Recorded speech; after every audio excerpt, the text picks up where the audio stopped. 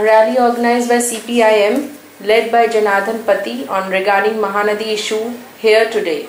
The state government should request the centre to constitute Mahanadi Water Dispute Tribunal as per the provision of Interstate Water Dispute Act. The state government should do an agreement between Odisha and Chhattisgarh on sharing of the Mahanadi river water, as Mahanadi is the interest of Odisha's people.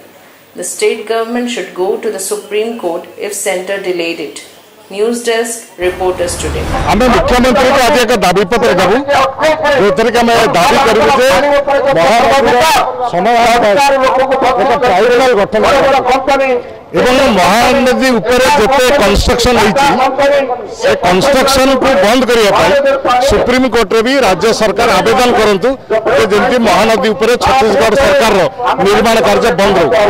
3 number हमर दाबी होईची national green tribunal रो norms Chhattisgarh सरकार मानि नथिबार national green tribunal पाखर मध्य ओडिशा सरकार आपत्ति करते ये दाबी की आम राज्य सारा प्रचार करूँ और विधानसभा भितर प्रसंग उठेबू राज्य सरकार को बाध्य करूँ।